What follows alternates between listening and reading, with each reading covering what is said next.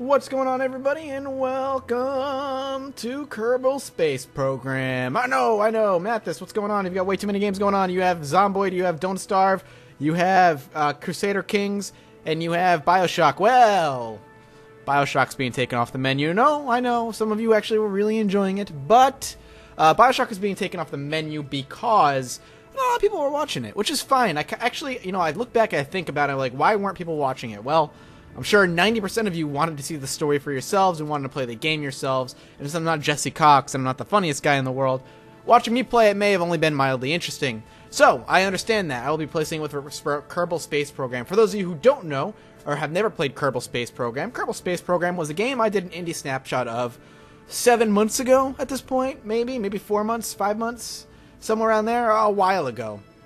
And it's one of my favorite indie games by Squad Entertainment, about getting these Kerbals into space and launching a rocket and getting into space.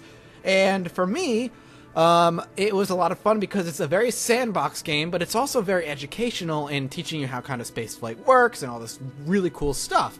So, how am I going to play a game where it has no ending? It's very open and sandboxy. Well, unlike Zomboid, where it ends when I die, or Don't Starve, where it ends when I die, or I get everything there is to get, I'm going to set my own personal goal for Kerbal Space Program, and I'm going to say, and much like Crusader Kings, I am going to be done with this playthrough when I get to the moon, because this game has a whole, like, solar system and stuff that you can get to eventually, and my goal will eventually to be land on the moon, and if I can eventually land on the moon, I will consider the gameplay a success. On the flip side, if you guys don't seem to be enjoying it or don't really want to watch it, then I will obviously get rid of it altogether and replace it with something else. But for now, I'm going to play. And the first couple episodes are going to be the tutorials, so you all understand how the game works if you've never played the game before. And more for me, I think, than anybody else, just to kind of get used to the game again. So we can hit start game here. And moon or bust. That's their way of spelling moon because they're Kerbals. We're going to do some training here. We're doing some construction basics. This tutorial, presented by famous rocket scientist Werner von Kerman himself, covers the basics of rocket construction in the vehicle assembly building. He's waiting for you down there and is always in high demand. Don't delay, or don't dally. Alright, so we'll load up. Welcome to today's lecture on vessel construction. I'm Werner von Kerman, and the music is badass if I say so myself. Whether you want to put a satellite into orbit, fly a transcontinental flight, or step into the very surface of the moon, you're going to need to build yourself a ship. It should be pretty easy, even if you're a not famous rocket scientist like myself. Well, this man is obviously quite humble. First part required in any vessel construction is a command module. This part will either contain a plucky Kerbal crew or an automated pilot mechanism. Select a command module from the part list. I will. Can I move you? There we go. Alright, we're going to command module. Let's just get the cheap stuff, I think. Cheap stuff it is. Interesting choice, not what I would have picked after all. But you're not a famous Kerbal rocket scientist like me. Well, how's that for you, dude, with your dirty mustache? If you ever need to move the vessel around on the screen, you can pick it up by clicking the command pod. This will allow you to fit more parts to beneath the vessel. Aha! So, yeah, that's right, alright. So, bam, hit next. Next thing we need is some fuel to burn. Select one of the fuel tanks on the left. Click once to select it, then click it again to attach it to the bottom of the ship. Well, we're going to make a nice fat rocket. Big one. Not too bad, you might just be getting the hang of this. Now let's add a rocket to the ship. This creates a high jet of energy gas, which pushes the vessel along. Select one from the underneath. Alright. Let's go for the most expensive one. There we go. We got a really cheap rocket with a really expensive kind of jet to it, which is going to go well. Looking good, you remind me of my younger, less experienced, considerably less famous version of myself. Some parts are designed to be attached to the surface of others. These allow you to build intricate radial structures and attach ever more rockets. Now attach some radial parts to the vessel. You can use the two large buttons on the bottom left of the screen to control how the editor duplicates and snaps. Okay, so we can do angle snap or symmetry mode. If we do symmetry mode, it'll do something, okay, like a diagonal symmetry. We could have triangle symmetry, a quad angle symmetry. Is that 6, 8, hexa, octa, and just 1. So we'll do 3. We'll have 3. How's that look? Bam. Sounds good to me. So what is this going to allow us to do? Interesting look. Let's hope it gets better than it goes better than it looks. Do you want to see its weight? lift, and thrust distribution, you can use the 3 smaller buttons in the lower left. Center of mass is there, so that's like the where... So down here weighs as much as up there, presumably. Center of lift, which is going to be there, presumably. And center of thrust. I don't know what... Oh, God, okay. Oh, Lord. This is not going to go well. Last but not least, make sure you assign a name to your vessel by selecting the name box and then save it. Alright, Untitled Spacecraft. This is going to be the MDF. Well, actually, this is going to be the test. The tester. Done. Perfect. Looks like our time is almost up. Oh my god, look at all this stuff. I have to go give yet another science briefing to the world's media. I'll unlock the rest of the parts and features for you to play with. You can hit the launch button when you're ready to fly. Aim for the stars, my friend. Oh god, so he literally just was like, okay, well, I gotta go. Here's everything else. Dear lord. So what do we got? The Rocco Max brand decoupler. What is it? Decoupler force. Alright, so we got the basics of building out the way. I think that's pretty safe to say. I don't know if I want to do anything else. What do we got? Control, propulsion, pods. Is this fuel tank? Can we slap on some fuel tanks here? We might want a smaller fuel tank, actually. Can we do a smaller fuel tank? That is a much larger and scary fuel tank. What about this? That is also hideous. Jumbo fuel tank. No, thanks. I guess we'll just stick with these 3 babies. Can we... Why is it, like, flickering? There we go. There we go. You know, sounds good to me. Let's launch this puppy. And we want to get to the next set of tutorials as it is anyway. So how do I launch this thing? Science. What's this? Negative gravioli detector, a device for capturing and measuring the elusive negative gravioli particle used for determining the precise strength of gravitational fields. Well, I just want to launch this thing. I don't understand where to launch. Is this the launch button? Okay, launch. This is not going to go well, I'm sure. I think I just hit space to launch. Pretty positive, so... Okay, that worked really well. I think I just literally... That was horrible. Let's try that again. End flight. End flight. Restart flight. How do I launch? Maybe that's the next tutorial. Alright, that's that. Jebediah Kerman is the only pilot we have, and we don't know. He looks a little confused. Lights? Yeah, lights. There's no lights. Well.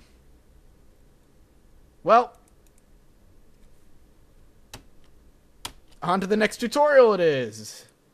End flight. Quit to menu. Alright, start game.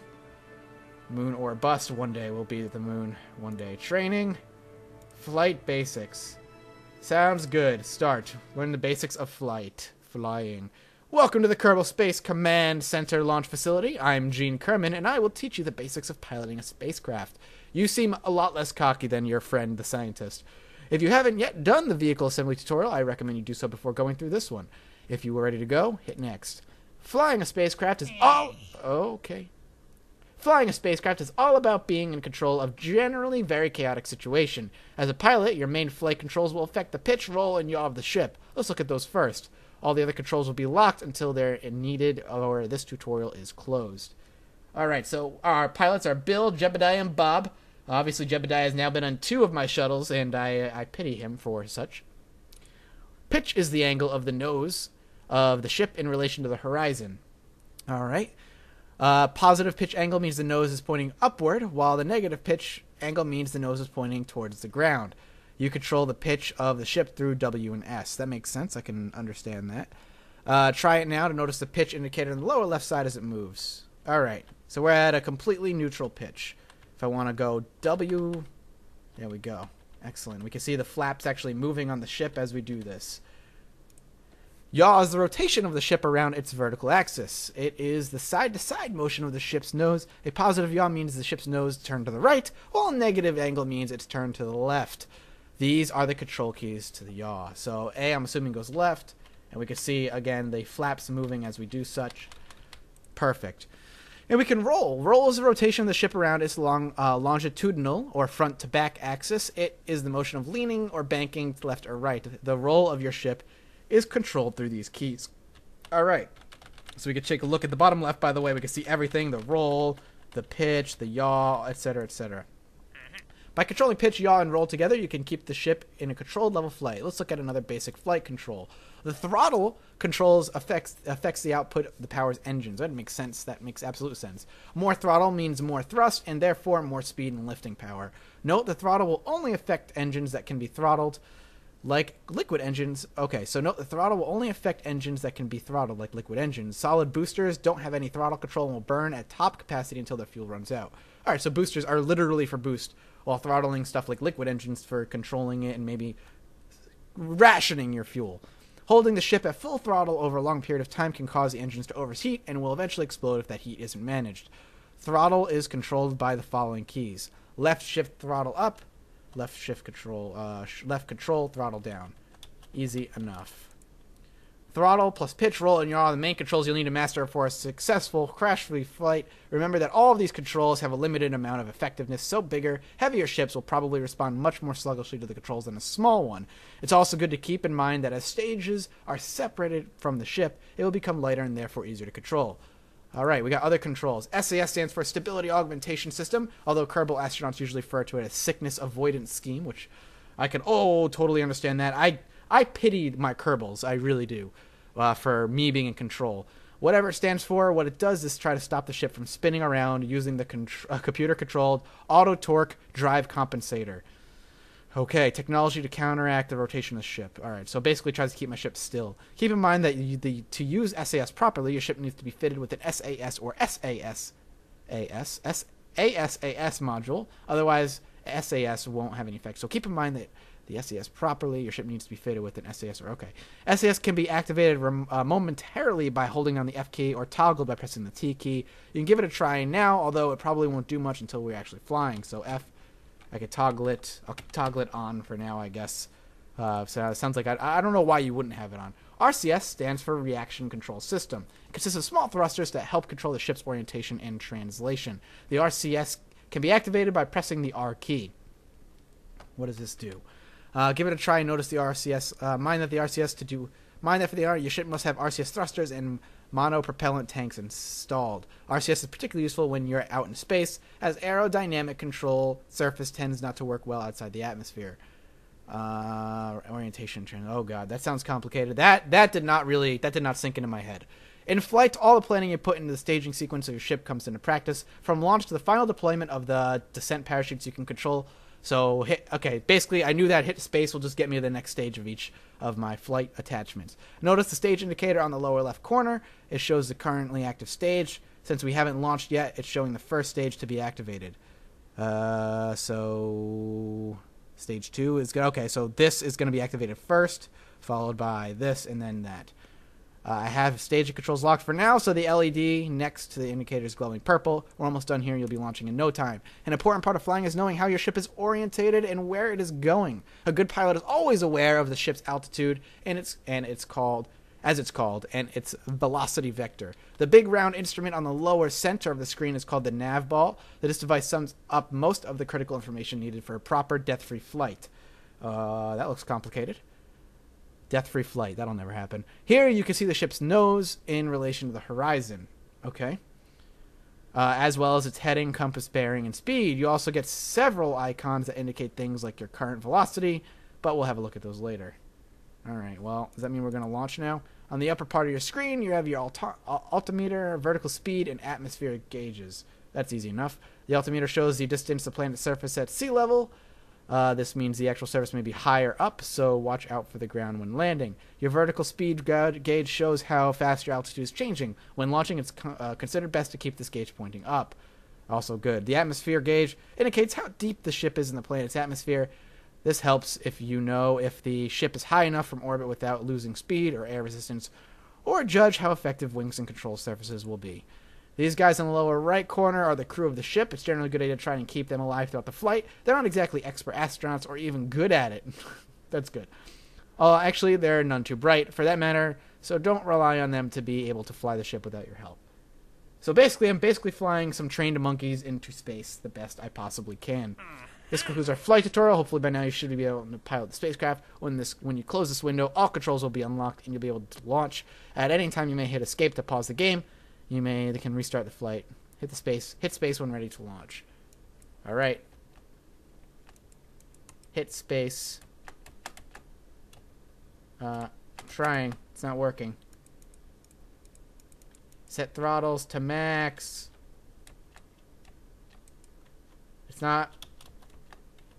It's literally not doing anything. Hit space when ready to launch. Okay. I'm trying. Okay, what now? It's gonna oh my god, okay. Ready? Oh, there we go. Oh man, that was a quick launch too. Oh, I hit the wrong button. It's okay. It's okay. Uh-oh. Okay, just keep hanging on. Hang on. Oh, God. Oh, I hit space. I didn't mean to. Alright. Well, I like how Jebediah is just really happy about the situation. Whoop. Can we just turn that on? I'm trying to... Alright, are we crashing now? Yeah, we're going down. Jebediah... Oh, Bill's even really happy at it. Bob is the only one who seems a little upset about what's going on. But more confused than upset, I think. I heard something. I heard one of it land. I heard it land. Oh, no, it didn't land. It's way over there. It is out of effing control. Parachute. Yeah, parachute. Come on, catch enough air. Come on, catch the air. Come on, catch the air. Oh, dear God. There goes the rest of the rocket ship. Oh, God. It is not going to go. Ooh. Don't look out the window, guys. Don't look out the window. It's okay. Don't look. It's all right. Oh, God. It's still exploding. Let's just not worry about it. You guys did great on your first test flight. Good job. I'm proud of you. Next flight should be a lot smoother.